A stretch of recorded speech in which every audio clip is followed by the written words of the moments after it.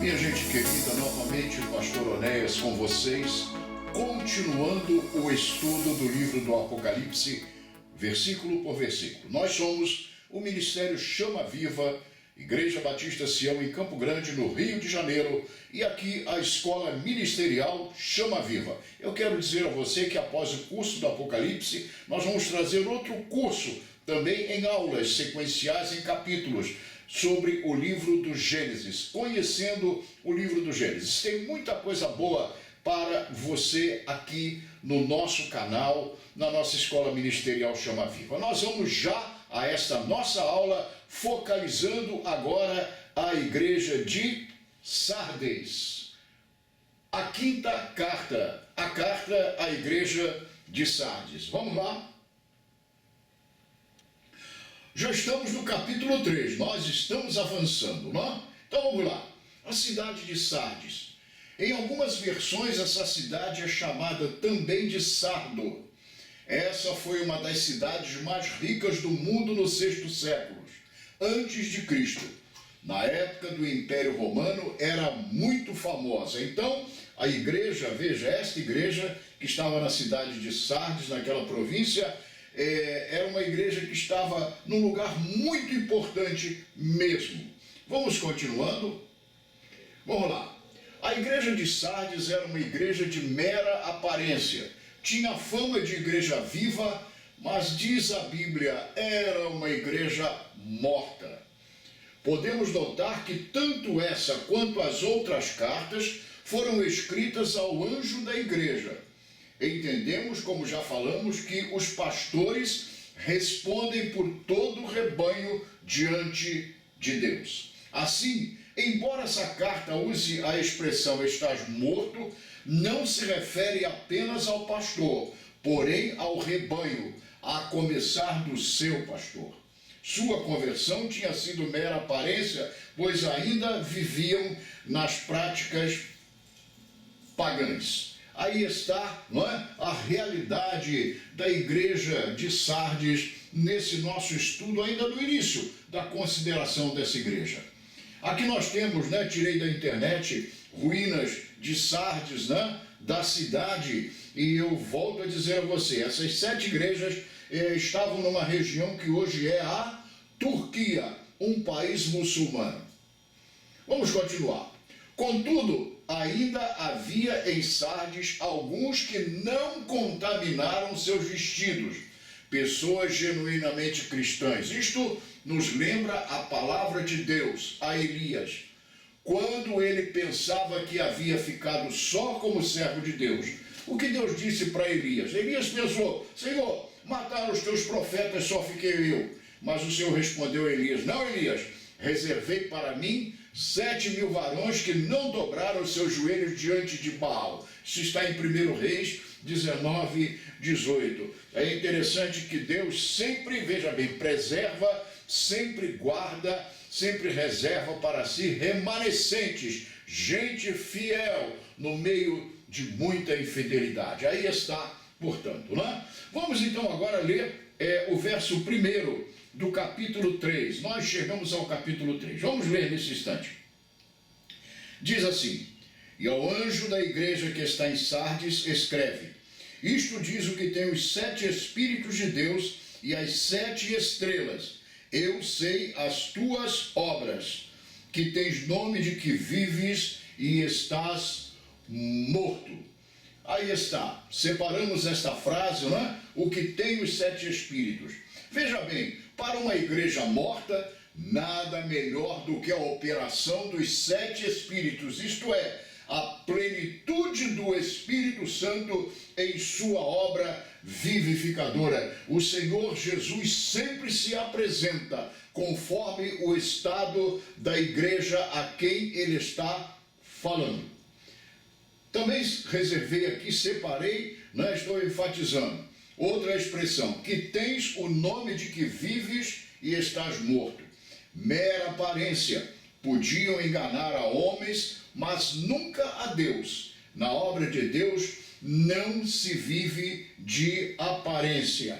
Gente, a Bíblia diz que nós vemos o rosto, mas Deus vê, ele sonda o coração, o espírito do homem. Deus se relaciona com o homem sempre a contar através do espírito do homem, de dentro para fora. Vamos continuando, não? A consideração à igreja de Sardes. Vamos ao verso 2. Diz assim: sê vigilante e confirma os restantes que estavam para morrer, porque não achei as tuas obras perfeitas diante de Deus. Separei esta expressão, confirma os que estavam para morrer. Confirmar significa levantar o ânimo, firmar na fé. Foi isto que o Senhor Jesus falou a Pedro, está lá no Evangelho. E tu, Pedro, lá, quando te converteres, confirma a fé dos teus irmãos. Pedro seria um animador, um incentivador da fé dos seus irmãos, uma comissão divina para ele. Aí está. Além dos que estavam mortos, havia alguns que estavam caminhando para o naufrágio na fé. Isto nos lembra a palavra de Deus que diz: desperta tu que dormes, levanta-te dentre os mortos e Cristo te esclarecerá. Isso está em Efésios 5,14. O Senhor os estava advertindo que ainda havia esperança, que eles deviam deixar as obras mortas e voltar-se para o Deus vivo. Aí está, né? Então havia uns que estavam prestes, né, a fazer o naufrágio na fé, mas que ainda estavam com vida. E o Senhor fala para que esses fossem confirmados. Mortos matam vivos. Morte pode ser contagiosa. Gente, todas as verdades são paralelas. Assim como nós temos doenças físicas que podem ser transmitidas e doenças mortais que geram a morte, por exemplo, AIDS e outras doenças más, nós também podemos entender que na dimensão espiritual há enfermidades, veja bem, enfermidades espirituais, doença espiritual que gera morte. Por isso que nós dissemos isso é uma palavra minha, mortos matam vivos, morte pode ser contagiosa. Aí está a igreja de Sardes, né? Tremendo. Verso 3, vamos ler o verso 3. Lembra depois do que tens recebido e ouvido, e guarda-o, e arrepende-te. E se não vigiares, virei sobre ti como um ladrão, e não saberás a que hora sobre ti eu virei. Destaquei a frase, do que tens recebido e ouvido, guarda-o e arrepende-te. Não basta receber, é preciso guardar. Isso nos lembra a palavra de Jeremias 2,13. Você se lembra da expressão que eu tenho dito muito aqui? A Bíblia explica a Bíblia. E o que diz Jeremias? Porque o meu povo fez duas maldades. A mim me deixaram um manancial de águas vivas e cavaram cisternas rotas que não retêm as águas. Deus estava divertindo a igreja de Sardo para que retivesse as águas. Aí está a palavra de Deus à igreja de Sardes. Não basta receber, é preciso guardar. Aí está, nós precisamos entender isso, porque receber, temos recebido muito, mas muitas vezes não guardamos, não retemos as águas da palavra de Deus que nós recebemos. A igreja de Sardes vai nos falando tremendamente. Vamos ao verso 4. Mas também tens em Sardes algumas pessoas que não contaminaram seus vestidos, e comigo andarão de branco, porquanto são dignas disto. Gente, aqui está a chave, o elemento preservador da igreja de Sardes, colocando ela entre os 7 castiçais de ouro. Alguns que não contaminaram seus vestidos. Havia naquela igreja alguns fiéis, crentes verdadeiros que não se contaminaram com os outros. Certamente eram esses os responsáveis pelo detimento da mão pesada de Deus sobre aquela igreja. Isto nos lembra a intercessão de Abraão por Ló e sua família. Disse-lhe o Senhor, por 10 justos não destruirei a cidade. Aqui está o fator-chave, eu repito, da bênção, da misericórdia, da graça e da longanimidade de Deus sobre esta igreja, a igreja chamada de morta, porque tinha uns remanescentes que mantiveram a fé e não contaminaram os seus vestidos. É muito importante que cada igreja tenha pelo menos esses, para que ela possa ser preservada com algum tipo ainda de vida. Vamos agora ao verso de número 5. Vamos ler na palavra, mantenha a sua Bíblia aberta, ok? Ao que vencer será vestido de vestes brancas, e de maneira nenhuma arriscarei o seu nome do livro da vida, e confessarei o seu nome diante de meu Pai e diante dos seus anjos. Destaquei a frase, vestes brancas e o seu nome no livro da vida. Para uma igreja contaminada, manchada pelo pecado, vestes brancas, mas não na condição de pecado em que estavam, porém, se eles viessem a se arrepender. E para uma igreja morta, a promessa de terem o nome escrito no livro da vida, se tornassem vencedores. Aí está. Nós vemos a misericórdia de Deus operando na igreja de Sardes, a longanimidade, Deus esperando por uma posição deles de arrependimento, de volta, eu diria na linguagem da igreja de Éfeso, ao primeiro amor que devem ter tido no seu início de fato, ok? Vamos, pois, continuando. Aí está, verso 6. Quem tem ouvidos, ouça o que o Espírito diz às igrejas. Esta é sempre a frase final a cada igreja. É uma frase que chama a responsabilidade. Esta é a advertência do Espírito a cada igreja. A Bíblia diz que tudo quanto foi escrito para aviso nosso, porquanto os tempos são chegados. Povo de Deus, gente de Deus que está vendo esse estudo, povo de Deus, atente bem para a profecia. Você também tem ouvidos para ouvir. Então, a advertência mais do que do pastor Onéas, da palavra de Deus. Você tem ouvidos para ouvir? Tem.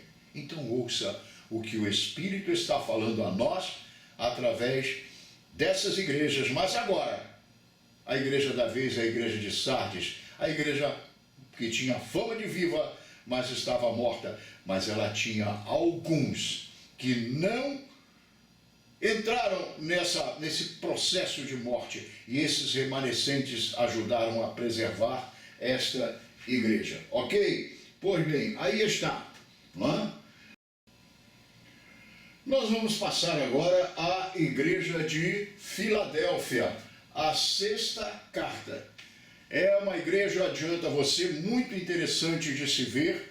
Nós vamos ver algumas realidades de Filadélfia que estão um pouquinho escondidas, mas já adianta você que esta foi, juntamente com Esmirna, foram elas as duas igrejas que não receberam de Deus nenhuma reprovação. Vamos, pois, à carta à igreja de Filadélfia, veja bem, a sexta carta. Vamos lá.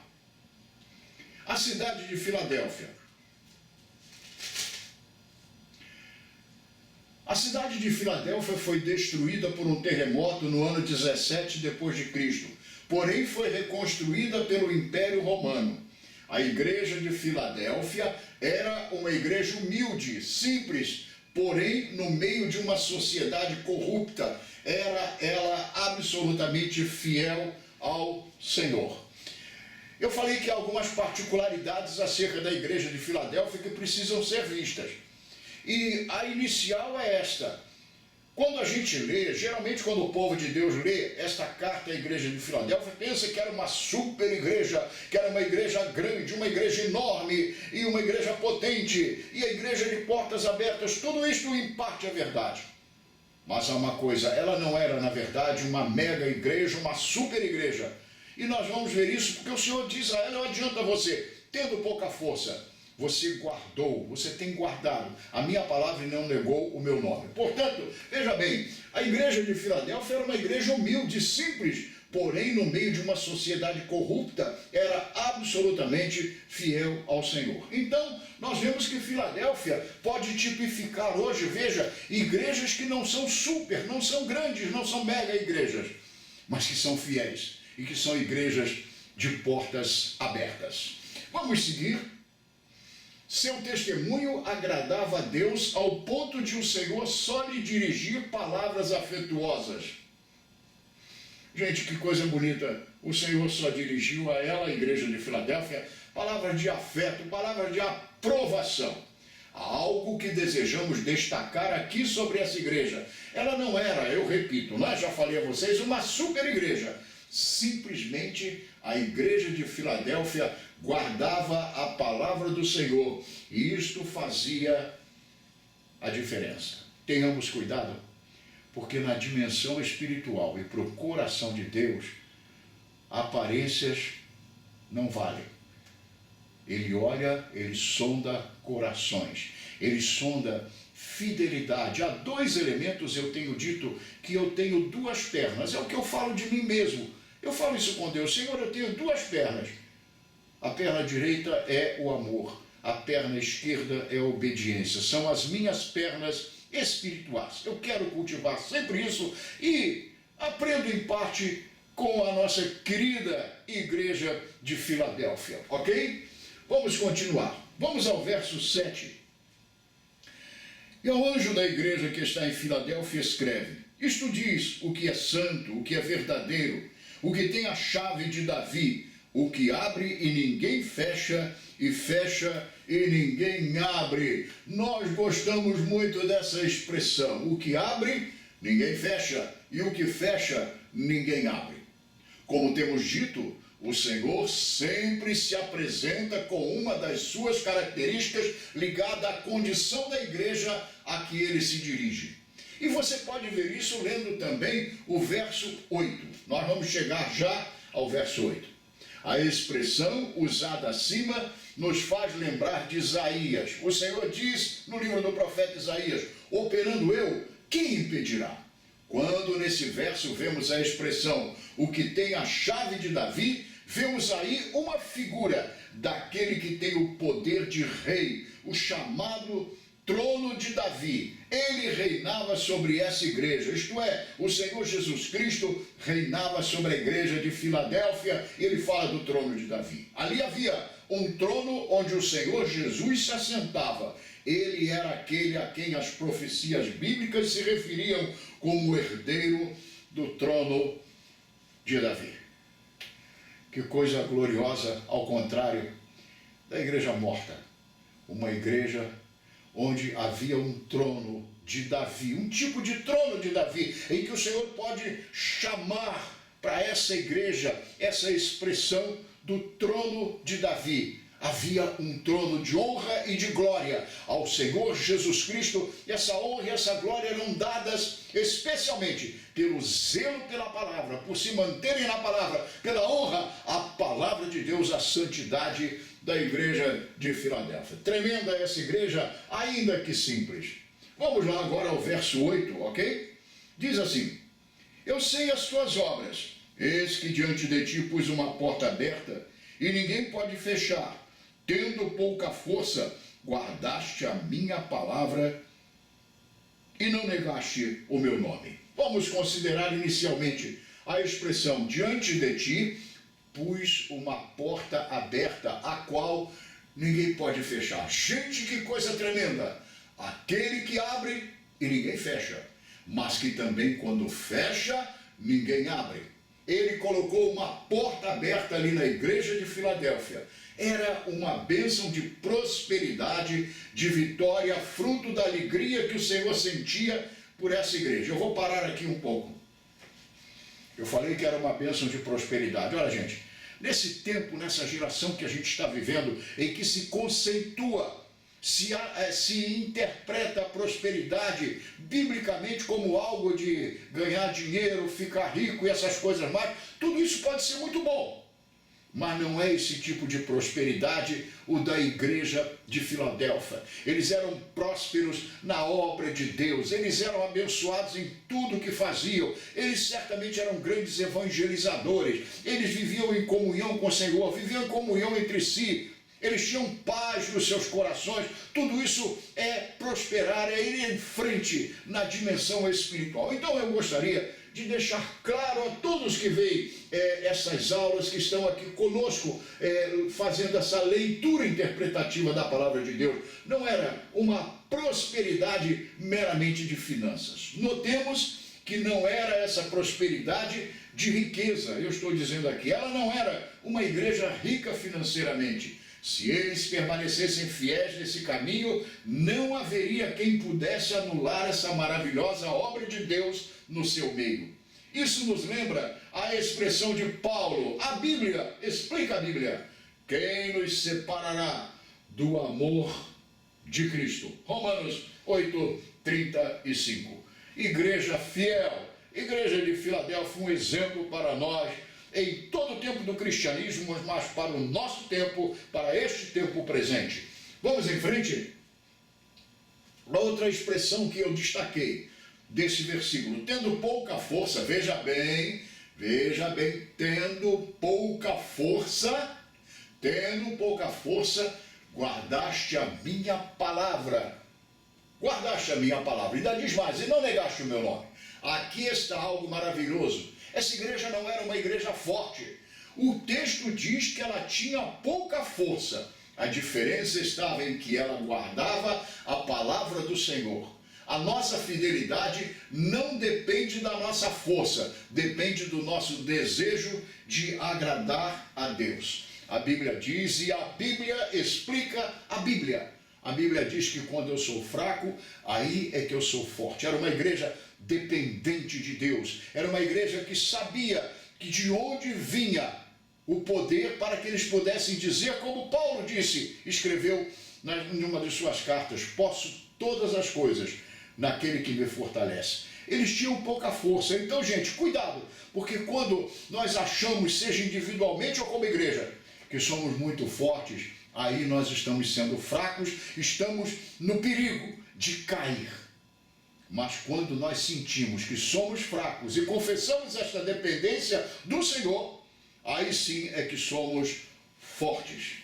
A igreja de Filadélfia não deve ser confundida com igrejas grandes, de grande poder religioso e financeiro do nosso tempo. Não era esse o seu tipo de prosperidade. Não era algo aparente a olhos humanos. Cuidado com aparências. Vamos em frente. Verso 9. Eis que farei aos da sinagoga de Satanás, aos que se dizem judeus e não são, mas mentem. Eis que farei que venham e adorem prostrados aos teus pés, e saibam que eu te amo. Verso 9, gente, esse verso precisa ser bem visto, precisa ser interpretado segundo o Espírito de Deus, para entendermos as profundezas ou a profundeza do que está sendo dito aqui. Aos da sinagoga de Satanás, adorem prostrados aos teus pés. Olha, aos da sinagoga de Satanás, nós vamos ver isso. Agora essa expressão aqui, farei com que adorem prostrados aos teus pés. Era uma promessa do Senhor à igreja sobre os judeus que a perseguiam por causa da sua fé. Sinagoga de Satanás. Sinagoga identifica com os judeus. Havia uns judaizantes que se intrometeram no meio deles, se infiltraram no meio deles e ficavam tentando fazer com que eles, veja bem, guardassem também a lei de Moisés, aqueles preceitos da lei que passaram, que se foram. Não digo a lei do Senhor em si, mas os preceitos chamados de Carnás na carta aos Hebreus. Eles tentavam fazer isso com os crentes dessa igreja. E havia uns até que pervertiam, veja bem, eles pervertiam mesmo a fé dos crentes da igreja de Filadélfia, ou tentavam pelo menos. E o Senhor chegou a chamar, gente, que expressão terrível, sinagoga de Satanás. Sinagoga eram os templos provisórios, né? Havia o templo de Jerusalém, veja bem, ao tempo do Velho Testamento, e depois do cativeiro de Babilônia, e também ao tempo de Jesus, havia as sinagogas como a de Cafarnaum. Eram templos auxiliares, né? Templos que estavam em outras cidades e outras regiões. E o Senhor chama essa gente de sinagoga de Satanás. Meu Deus, que nunca a gente receba uma denominação dessa, não é? Adorem prostrados aos teus pés. Bom, aí está. Vamos ler de novo. Era uma promessa do Senhor à igreja sobre os judeus que a perseguiam por causa da sua fé. Eles seriam humilhados diante da igreja querida do Senhor Jesus. Eles veriam que Deus estava ali e que amava profundamente aqueles a quem perseguiam. Aí está. Agora veja, quanto à expressão adorem prostrado aos seus pés, gente, eu chamo a atenção de vocês para isso aqui. Adorem prostrado aos seus pés. Não entendamos que os seus perseguidores se prostrariam aos pés da igreja de Filadélfia e a adorariam. Deus não permite de forma alguma que qualquer outra receba adoração senão Ele. Mas que eles ainda adorariam ao Senhor quando postos em humilhação diante da igreja que o Senhor honrava. É como alguém que persegue uma igreja e um dia, em desespero, corre a essa igreja e suplica o seu favor para que ore a Deus por ele. Quando diz farei que eles venham e adorem prostrados aos seus pés, é que eles adorariam a Deus, acabariam confessando que o poder de Deus estava sobre a igreja de Filadélfia. Não era adoração à igreja, Deus nunca permitiria isto, mas que eles acabariam confessando, e com a sua confissão do que veriam envergonhados, diriam algo como está em Zacarias, né? Nós vamos a Jerusalém com vocês, porque sabemos que Deus está com vocês. A Bíblia explica a Bíblia. Aí está. Portanto, vamos entender bem, especialmente, esta expressão, adorem prostrados aos teus pés. Verso 10, vamos ao verso 10. Como guardaste a palavra da minha paciência, também eu te guardarei da hora da tentação que há de vir sobre o mundo, para tentar os que habitam na terra. Destaquei a expressão, eu te guardarei da hora da tentação que há de vir sobre o mundo. Mas eu quero falar uma coisa antes a vocês. Aí diz que assim, vocês guardaram a palavra da minha paciência. Gente, posso falar uma coisa? Começo falando por mim mesmo. Uma coisa que é tremendamente contrária à fé é a impaciência. Nós precisamos de mais paciência. Esperei com paciência no Senhor, e Ele se inclinou para mim e ouviu o meu clamor. Paciência na dimensão espiritual em relação à fé, paciência, a manifestação da fé, que aguarda, que espera, que se mantém, que não se demove do esperar pela resposta de Deus. Aí está, né? Aqui está uma revelação maravilhosa para essa igreja, que é também para toda a igreja do Senhor. A todo o seu povo que guarda a sua palavra, Ele livrará da hora da tentação que há de vir sobre o mundo, a grande tribulação. Aqui surge pela primeira vez, no nosso estudo, essa expressão que nós vamos estudar muito, a grande tribulação. Aqui temos a certeza de que as cartas às 7 igrejas falam poderosamente para nós hoje. Os de Filadélfia, logicamente, ainda estavam muito longe do tempo em que a iniquidade se multiplicaria sobremaneira, como estava profetizado por Jesus. O que está acontecendo nos nossos dias. Eu te livrarei da hora da tentação que há de vir sobre o mundo. Certamente, lá no tempo deles, da geração deles, as perseguições, Império Romano, tudo isso foi uma forma de o Senhor livrá-los da hora da tentação, a hora da provação que viria sobre o mundo. Eles tiveram, veja bem, a sua experiência com esta expressão. Eu te livrarei da hora da tentação que há de vir sobre o mundo. Mas isso se remete para nós hoje. Nós precisamos entender que estamos vivendo já perto da meia-noite do Senhor, quando a igreja vai ser tirada. E também Deus livrará os fiéis, os de Esmirna, os de Filadélfia desse tempo. O Senhor os livrará da hora da grande tentação que há de vir sobre o mundo. Gente, talvez o grande objetivo desse curso que nós estamos fazendo, desse pastor lendo e você ouvindo, o grande objetivo seja isto, que o Senhor nos livre da hora da tentação que há de vir sobre o mundo. Isso é muito atual, isso está falando a nós hoje. Aí está, vamos lá, verso 11.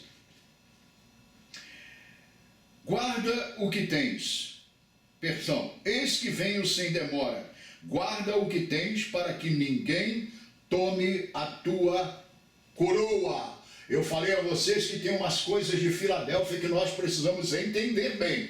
E aqui está uma. Eu destaquei a expressão, guarda o que tens para que ninguém tome a tua coroa.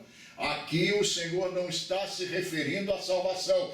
Gente, a salvação é a maior obra de Deus em nós. Glória a Deus por tão grande salvação às nossas almas. Mas não é aqui. Não está falando desse tipo de salvação. A salvação eterna, nos livrando da condenação eterna e nos levando para o reino do Filho do seu amor. Aqui o Senhor não está se referindo à salvação como pensam alguns.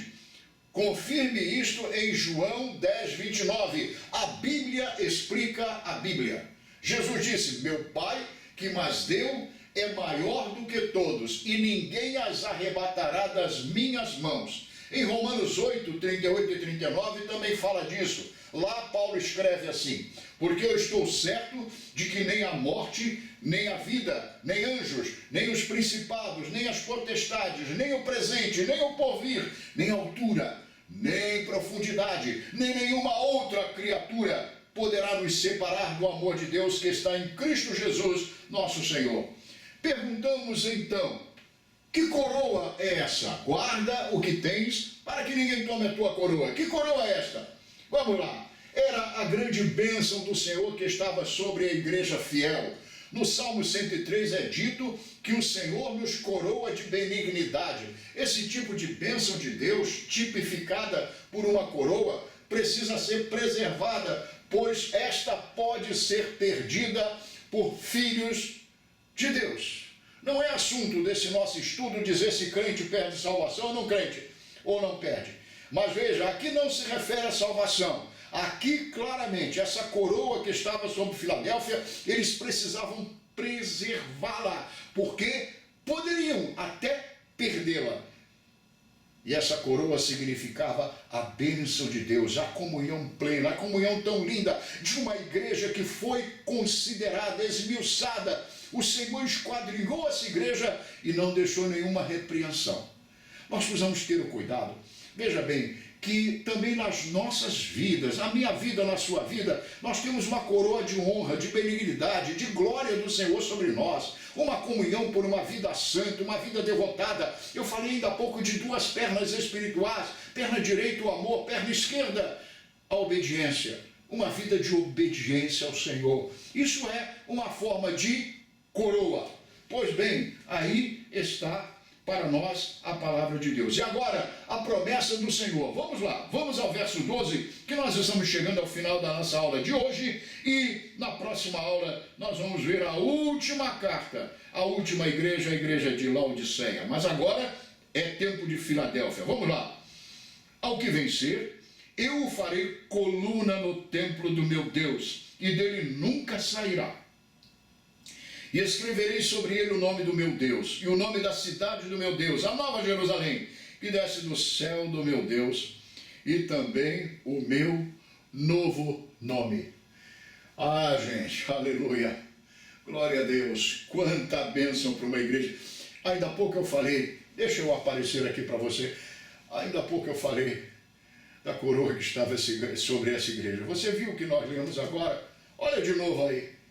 Quanta bênção! Isso aqui é a descrição da coroa, como se fosse assim, olha, a coroa é assim, assim, assim, ela tem tal pedrinha, tal pedrinha. Imagine uma coroa. Agora passe isso então para a honra que Deus dava a essa igreja. Quanta honra! Aí está, é a promessa do Senhor ao que vencer. Os apóstolos foram chamados de colunas da igreja. Essa é a expressão que determina aqueles que são parte importante na manifestação da glória de Deus sobre a sua igreja. Uma coluna sustenta uma construção. Essa é a honra com que o Senhor promete honrar os seus fiéis.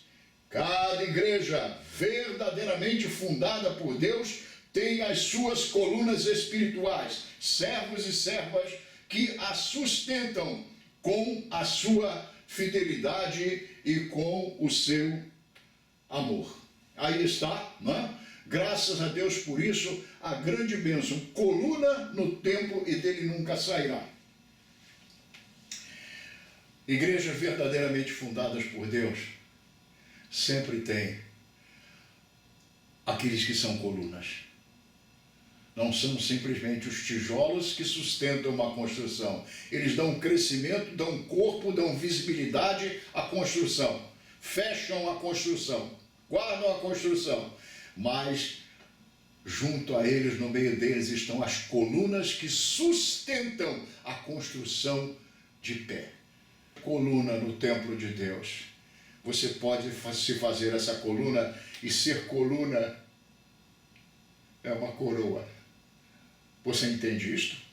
Quem tem ouvidos, ouça o que o Espírito diz à igreja.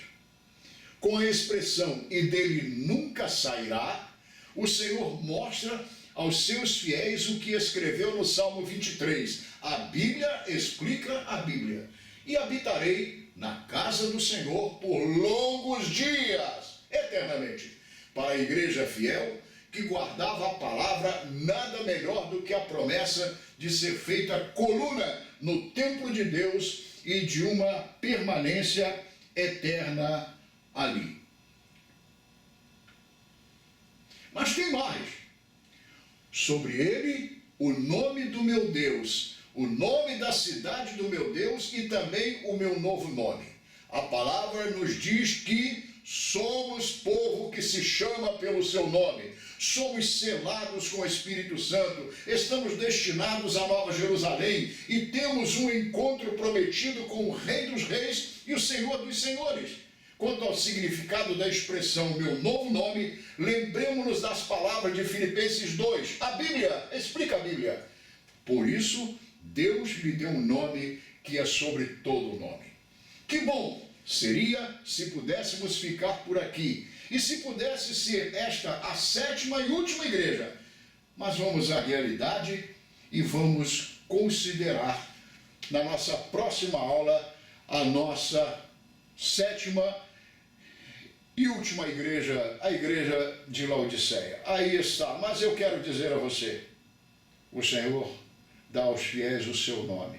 Você sabe que nome, né? Um nome implica na nossa honra, na nossa moral, na nossa idoneidade. O meu nome, eu preservo, eu zelo pelo meu nome. Não permito que se suje o meu nome. Meu nome representa a minha própria pessoa, o meu caráter.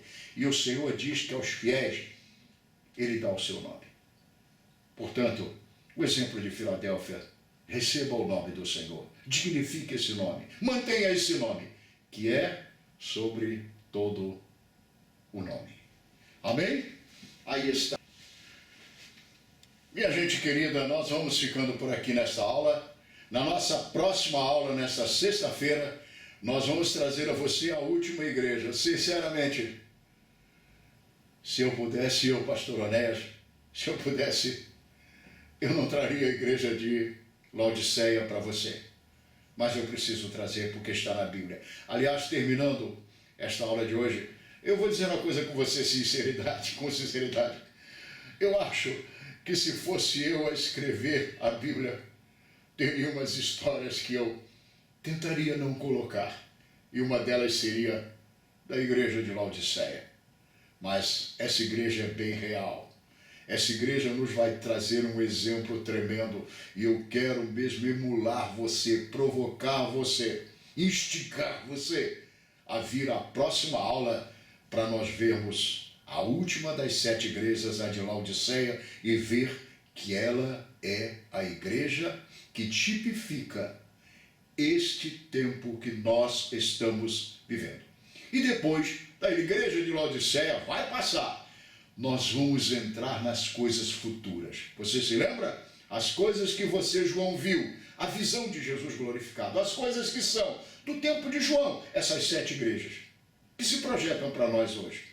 E depois as coisas que em breve devem acontecer. Aí nós vamos nos transportar para a sublime visão do trono de Deus e da igreja arrebatada. Vamos às coisas do futuro, mas temos de passar por Laodiceia. Até a próxima aula e que o Senhor te abençoe rica e abundantemente. Amém?